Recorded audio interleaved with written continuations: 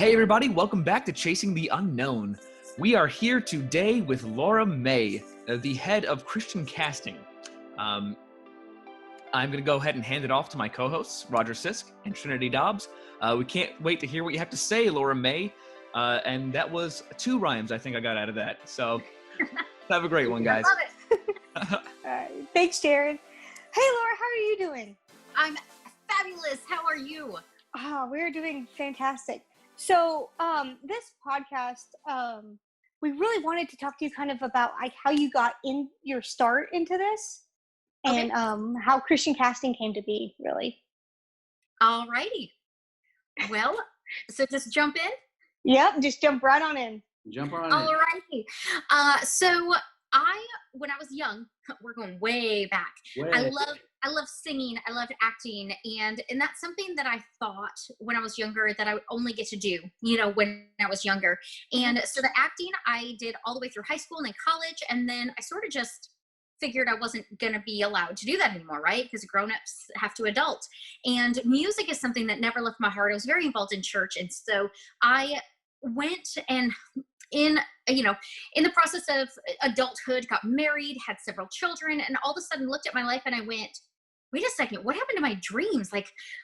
Being a mom is cool, but there's something major missing here, because all those things that I wanted to do, all the, those dreams that I had as a little girl and even as a young adult, when I was younger, my parents told me that I needed to figure out a real job.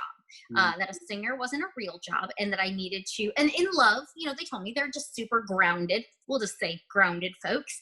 And so they wanted me to have a very stable future. And so they said, singing's not a real job. You need to pick a new one.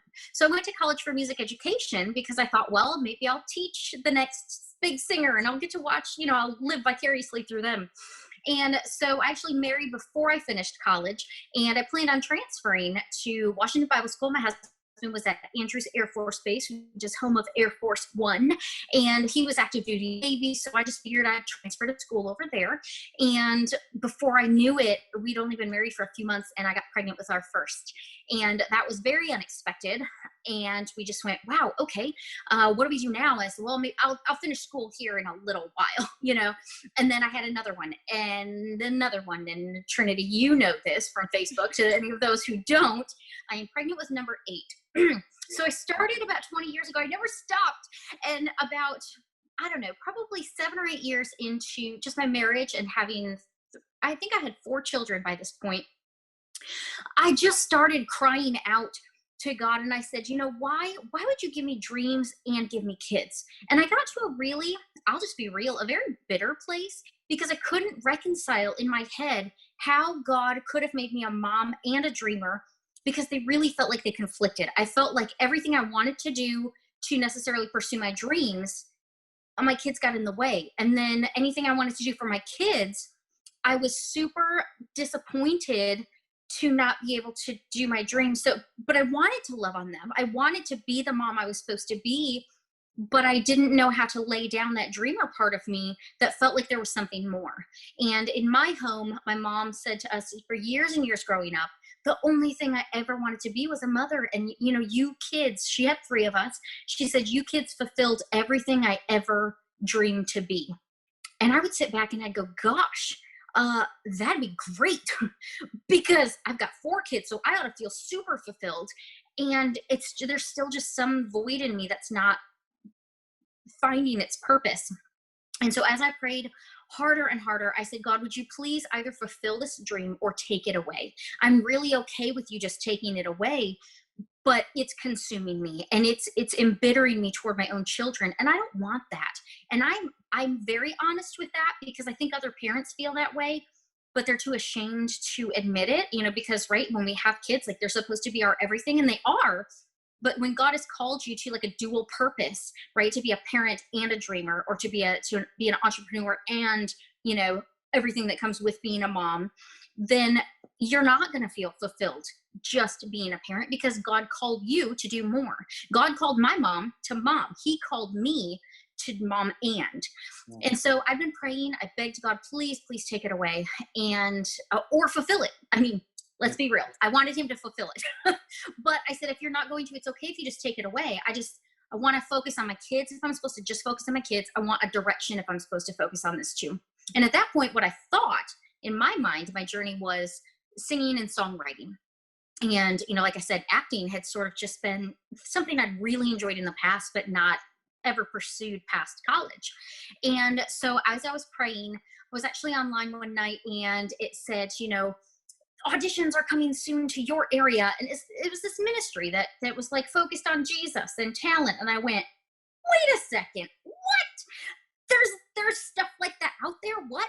And I felt like I needed that moment, right? Like when Simon Cowell goes, you need to go home and change diapers. And I was going to be okay with that.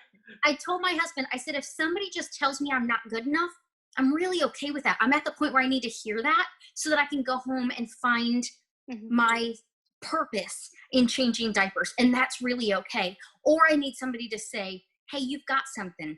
You need to pursue that. And so all the odds against me, that's a podcast in itself of all the things that went wrong getting to that particular audition. It was an hour away, locked my keys in the car in a downtown Chicago parking garage. I left my headlights on to illuminate the fact that I left my keys in the ignition. It was everything and I had my kids with me, by the way, because I couldn't find a sitter and I didn't know if I could bring my kids. I thought, well, you know what? If God calls me, he's calling me with all my babies. So here we go. And so then I call my husband, who's super practical, super down to earth, much like my parents. And I go, hey, so I'm here at the audition. I got here safe, but I locked the keys in the car. Not only did I do that, I'm in the front row of the downtown Chicago parking garage and I left the lights on to make sure that everybody can see the keys in the ignition. And I said, what do I do? And he said, go do what you went to do. And that was such a Holy Spirit moment for me because that was so out of the realm of what my husband would normally tell me to do. That's where I know God was just in this process. And it was just another hug from the Holy Spirit that said, I've got you. Keep going. You're on the right path. And so I went through this program and I came out the other end with nothing, no interest. I mean, a little bit of interest with singing and songwriting, but not much at all. And I was actually awarded as an actress because they made us do multiple different categories. And so I came home with actress awards and I went, oh my gosh, well, that's fun. What the heck am I supposed to do with that? And then I ended up booking a Walmart commercial after I got home. Wow. And then I love the ministry. I said, okay, now I want to be a part of it. Like, this is so much fun in my adult mama life. I need to keep going. And so I ended up actually becoming a part of the ministry, working for them.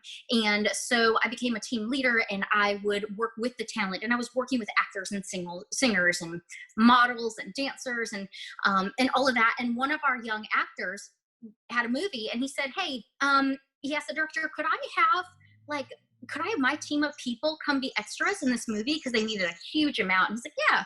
So long story short, that was another thing where I was like, hey, you need kids too, right? And they go, yeah, we need families of all sizes. I was like, all right, kids, here we go. So our first feature film was actually just to help fill a church scene where they needed parents and children dressed up for service. And so we went there. I got a little taste of that. Kevin Sorbo and Stephen Baldwin were both there. And so that was really exciting. And after that, I just went, okay, Lord, what do you want? Because you haven't fulfilled anything with the music, but it's interesting because he used the music to keep compelling me forward, knowing that my future was not going to necessarily contain music at all. But he knew that he could get me to go down that road very easily, thinking that I had it planned out.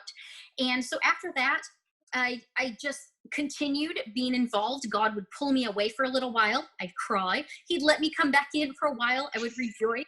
And then my husband got moved back. We had been in Illinois at that time. My husband moved back to Maryland at another naval base. And I said, I got to do it for a little while and it was fun, but I said, I'm done chasing dreams. And so we moved back to Maryland. And then of course, I found out about another feature film. It was only about 2 hours away. And they said, hey, we need a bunch of families to be extras in this movie. I told my husband, I said, you remember how I said I wasn't going to do this anymore and I wasn't going to chase it? Well, listen, my friend really needs me to help her out. And so is it okay if I just go help her out? Yeah, we have a lot of kids. And so it'd really help her, right? Because I had 5 kids at that point. It would really help her if we go fill some seats. And he says, go. Just, I didn't figure you'd stop trying anyway. Just go. And I said, well, no, I mean, honestly, I'm okay with laying it down. I told God, he let me have it for a little while, and that's okay. But I don't want to fight for it. I felt like I was on a stationary bike, like pedaling as hard as I could, but never getting anywhere. And I was tired from that. I wanted to be able to see some traction, see some progress being made, or just lay it down. Because I think when God is in something, it prospers. And I wasn't necessarily seeing it prosper. So I said, it's okay, Lord, I just put it back in your hands because I don't want to mess anything up. And when I was up there for that film, I very quickly got involved accidentally with a gal who was one of the producers. And she says, could you help us get some more extras? And could you help us with our next scene? And could you help us? And then before I knew it, I was the primary extras casting director for that film. Oh, wow. And then we had a scene in Connecticut about a month later, and that was 8 hours from my home. And she said, can you and the kids come back? But also, we're going to need this courtroom packed, and we're going to need jurors, and we're going to need all these folks. Can you be our extras casting director and try to get all those people there? And being completely naive and not understanding one bit of what that would take, I said yes. I feel like David, who picked up a stone, is like, he couldn't have thought about it too much. I mean, really, if he would have thought this rock is supposed to do that much damage to this guy, what? So that's kind of, God had to capture me in my childhood excitement. And because I was just coming back in, and because I felt like this was God handing my dream back to me, I didn't question any of it. I said, yes, yes, and yes. And I came home and I told my husband, and he says, go for it, honey. And so I'm starting to cast all the extras for the film. And then in the quiet of the little downstairs green room, a couple of those actors and I go, why is there Actors Access and Backstage.com, and there's casting networks, and there's all these different sites for secular actors? Why is there not anything for Christian actors and for faith-based projects? Why not? I mean, Christian movies in the last 10 years have really gotten a lot more traction. Why hasn't anybody come up with that yet? And so we sort of sat on it for a little. I mean, very excited. I'm a very excitable person. And so I went forward, but I knew at that point, God had me for the last several years. He had said, Laura, I know your personality. You get real excited, and then you get real down, and you get real excited, and you get real down. So I had reached this point where I could more perhaps more maturely go ahead and assess the situation. What needs to happen moving forward? What is practical for me and what is not? And so we went from this discussion in a downstairs green room to then a year later, God slowly piecing together the things for Christian casting. He had put the name on my heart in that moment, and it was going to be ChristianCasting.com. At that point, ChristianCasting.com wasn't even available. Somebody had bought it, and we didn't know who, and so I just kind of put it in the back of my mind. Fast forward several months later, and someone comes to me who I had cast for another film. All of a sudden, then these people started coming to me asking me to be the casting director or the extras casting coordinator for their films. And before I knew it, that's what I was known for. And it was incredible. So one of the guys who had me cast for one of his films said, hey, my brother and I were just talking, and he said that God put you on his heart last night and said, you need to make Laura a logo. And these brothers are people who used to charge $2,500 each for the logos they would create and the branding for folks. And I didn't have a dime. I'm a mom of 5 at that point, maybe 6. Maybe I had 6. I think I had 6. Yes, because my son is 3. So I had 6 kids at that point. See how I keep adding them? 6 kids at that point. And God says, I'm going to make you a logo through these guys. Got the logo. Started our Instagram, our Facebook page.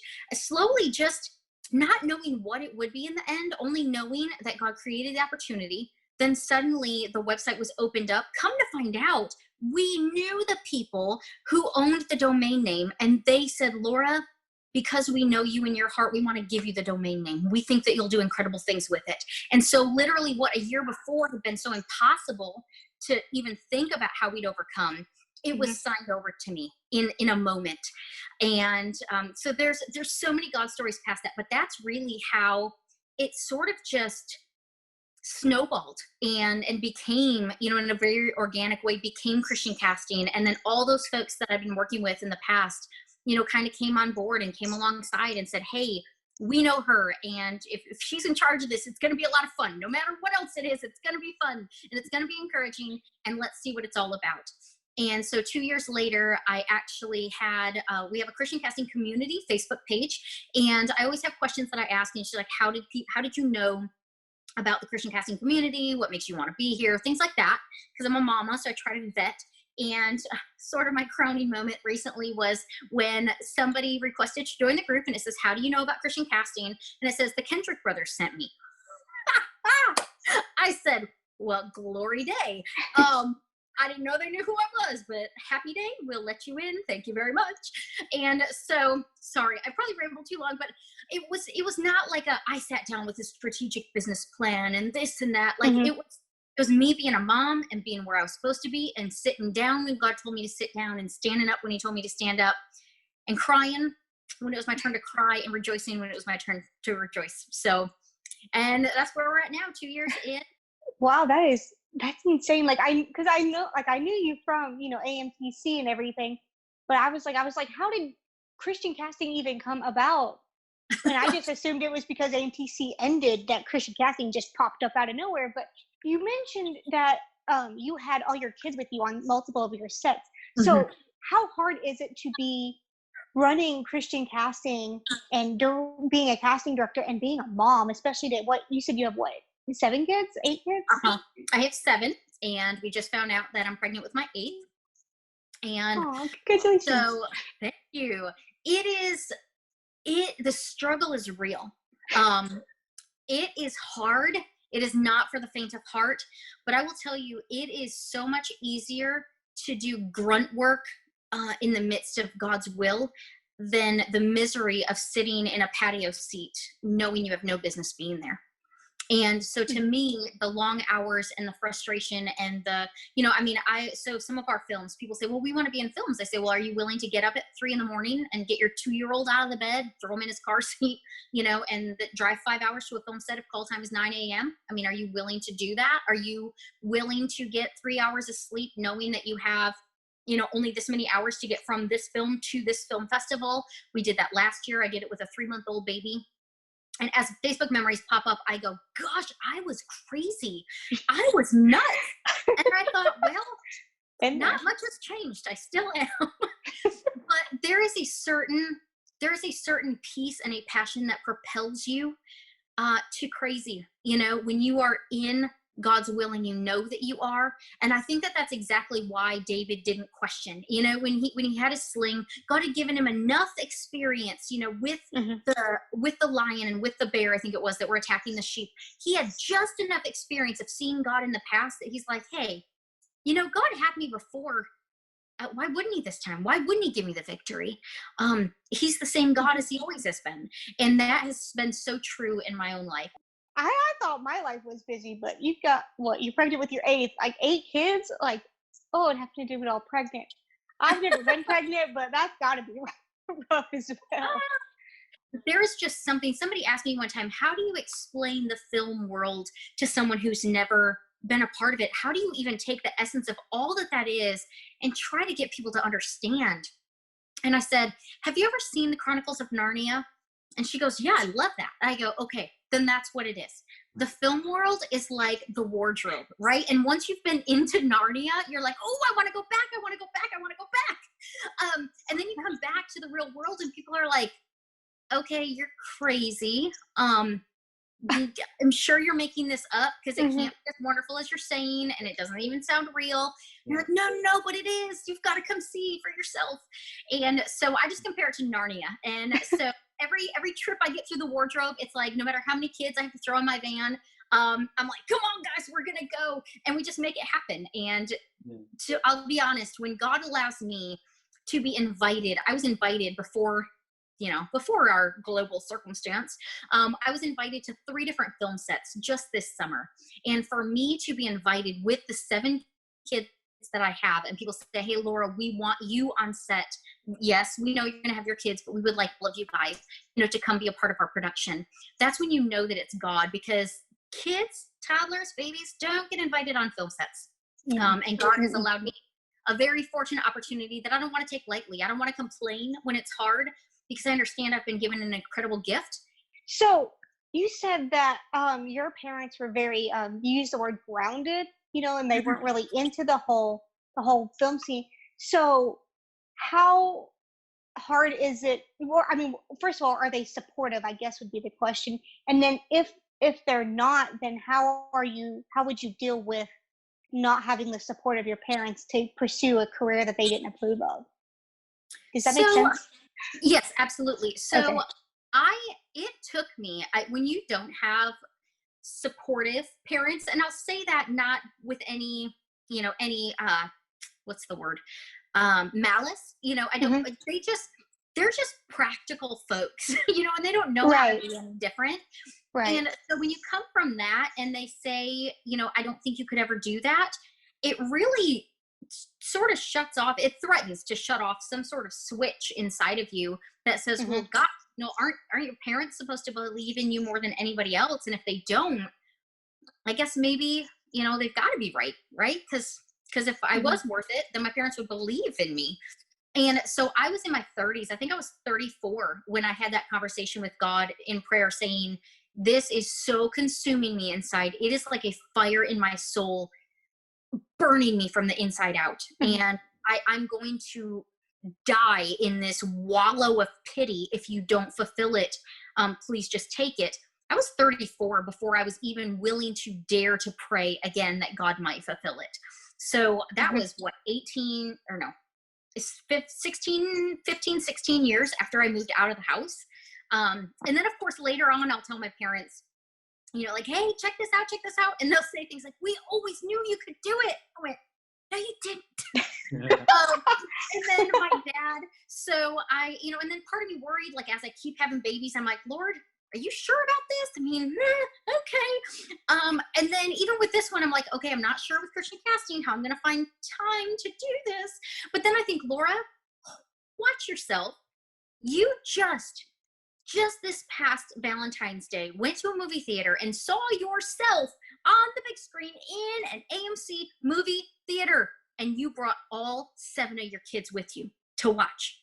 Don't you dare question God's plan. Don't you dare question his provision. Don't you dare forget what he has brought you through and what he has brought you to. Why wouldn't he continue? If he's continuing to give you the dream and he's continuing to give you more babies, well, by golly, thank goodness they don't stay in diapers forever. And so my parents now, it's funny because here's what I would tell those who think that they don't have the support or maybe just know, like, I knew I didn't have that support. First of all, just know that they don't know any better. That the lens through which they see, they don't know how, like, I can only see through my eyes, right? Like, I can't ever see through your eyes, Trinity. You and I are very much the same. Like, we're both dreamers and we're both adventurers and we're both whatever, but I'll never be able to see things through your eyes because I just can't. My life experiences are different. My background was different. My everything is different. And for our parents, we'll never know. You'll never know. Whoever's listening, you're never going to know what it is that created that worldview for your mom or for your dad or your aunt or your grandfather. Something probably happened to them, because I think as children, we are naturally born to be dreamers. And there's something, I think that's probably our default. One, know that they are looking through a lens that is different. They don't see what you see. And God didn't put on their heart what he's putting on your heart. So I always go back to prayer and say the Holy Spirit will lead you. And it's funny because sometimes God uses those practical people in our lives to hold us off a little while. If I would have had parents who believed that I was capable of anything, I probably would have pursued music and acting a lot sooner. What that means is I probably wouldn't have married the military guy that I married. I probably would have finished school and probably become a teacher. Plus, I probably would not have had children. I probably would not. And now when I look back, I go, goodness gracious, I might have given away a few years, but now instead of having my dream, instead of having a family, I get to experience what I would safely say a lot of moms don't get to. Like, I'm living out my dream with my kids, and I'm getting to show my kids, hey, maybe mom is nuts, But you know what that means? That I will encourage you to be nuts too, as long as you leave Jesus in the driver's seat. And as long as the Holy Spirit is the one guiding your crazy, then I will always, always be here to support you. If I could leave you guys with anything that I've said the whole time, don't compare your journey to anybody else's. Don't compare your story to anybody else's. Don't compare your gift to anybody else's. Don't compare your parents to anybody else's. Stop it. God created you to be exactly who you were supposed to be on the journey you were supposed to be on. And I love watching you pursue your dream, because you and I have known each other for years now. Yeah, we have. It's neat because I see you doing your own thing, and you're not somebody who's waiting for their dream to be given to them. You know, you're like, I'm going to get out there, I'm going to find it. I'm going to create my stage. You don't want to give me a stage to jump on? I will build my own. And I love that. And I tell people all the time that to create your own content, to create your own stage is not so hard to do, but we're so dependent as dreamers. We're just waiting to meet that one person or sign that one contract, and we think it's going to be life-changing. If I have found anything to be true in this industry, it is that the only one person, big P, that has ever been the most fabulous, life-changing person in this journey consistently has been God.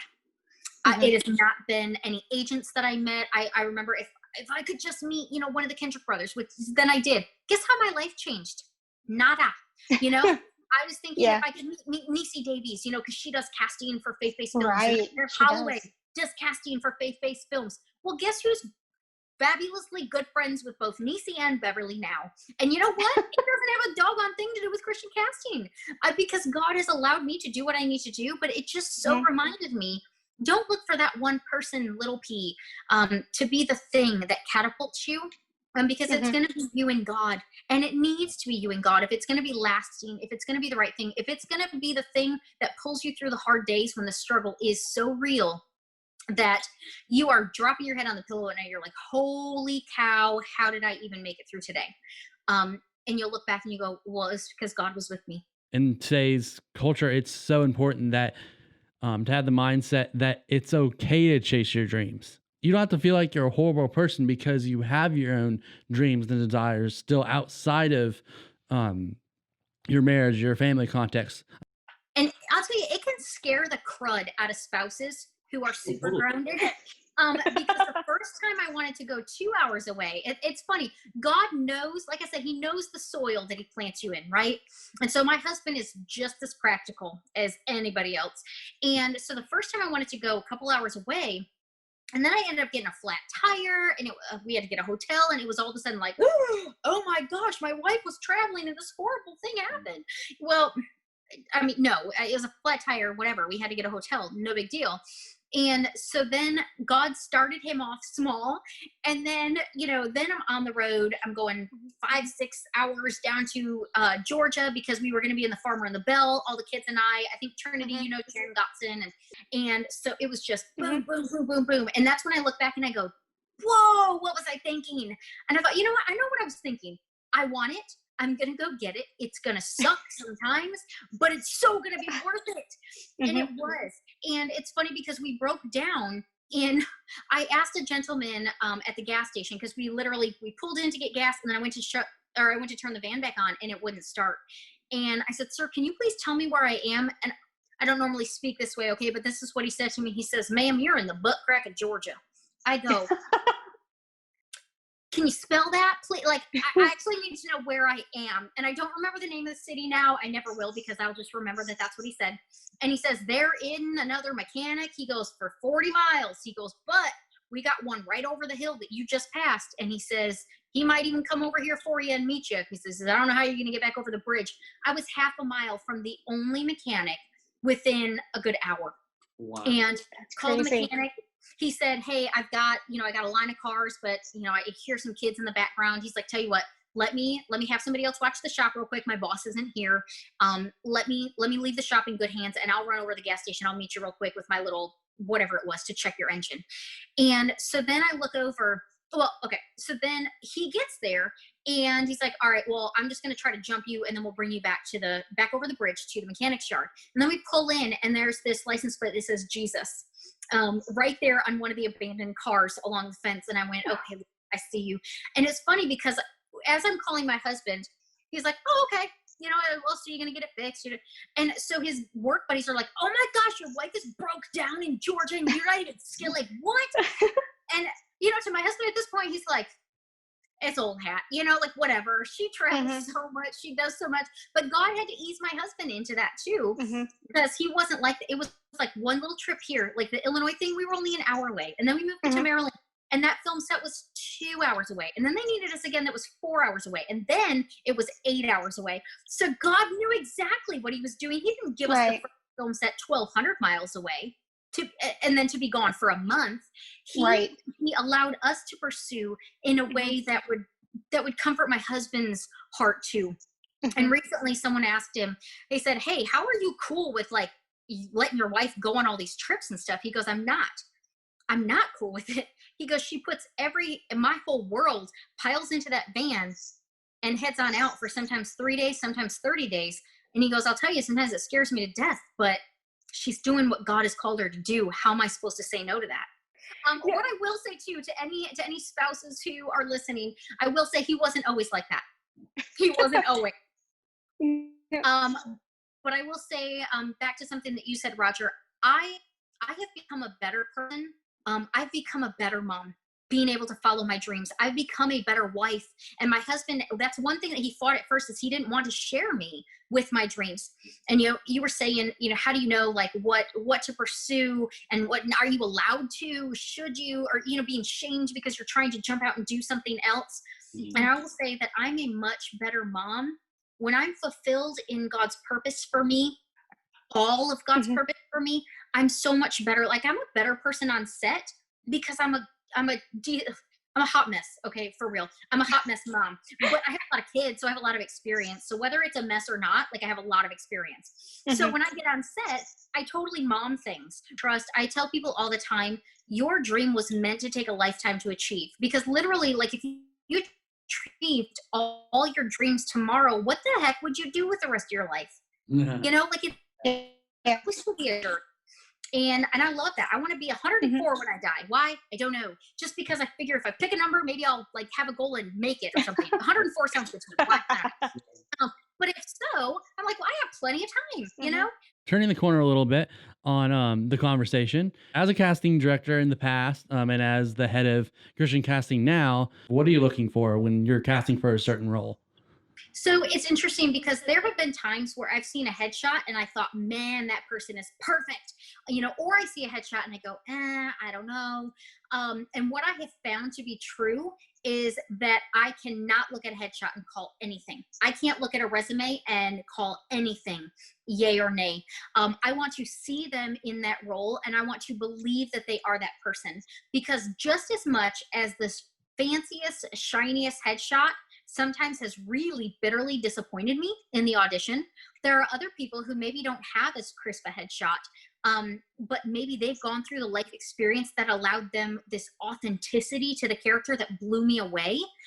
And that's what I want to see. I want to see authenticity. I don't want you to feel, I don't want to feel like I'm listening to you recite lines. I don't want to feel like you're distracted. For that moment in time, whatever scene you have or whatever paragraph monologue that you have, I want to forget for a moment that I'm auditioning, believing that you are that character, so that I can empathize with you, so that I can wonder what's going to happen next for you. But I want to believe that the character is suddenly not just a role that I need to fill, but all of a sudden I've forgotten that I'm not just now meeting that person. And that is what is, that authenticity is what will make or break an audition, because no matter how beautiful you are, or no matter how not beautiful you are, no matter how skinny or not skinny, or, you know, your resume's packed or your resume's not, it boils down to, do I believe, can you convince me that you are that person for this moment in time? Because that's what I need you to be able to do on the camera. And I need you to do that for everybody else. This has been awesome. It's been so good to talk to you for a few minutes and just hear about a little bit about your experience and your heart behind why you essentially wanted to do Christian casting. So thank you so much for coming on the podcast today. Do you guys have any upcoming news or events with Christian casting? So we do have some fun things coming down the pipes, but I keep saying like, we hope it's by this time. So I'm not going to say what it is exactly. Because I don't want to praying. We had something we wanted to launch a year ago and God said no. And we were like, but we want to, but God said no. So we didn't. And I'm starting to see now why he had us wait. And so I'm excited now about the things that are coming. And I want people to know that Christian casting is about more than just casting, because in my journey, I have realized that booking jobs is important, right? For all of us. And it gives us this fulfillment, but the fulfillment shouldn't come from the job. It just shouldn't. I mean, the job is the reward for the journey, but it shouldn't be our fulfillment, because then when we're not booking, we're feeling unfulfilled. And I don't think that's God's plan for us. So Christian casting, if you look at our website, it's all about community. It's about encouragement. It's about coaching, and it's about casting.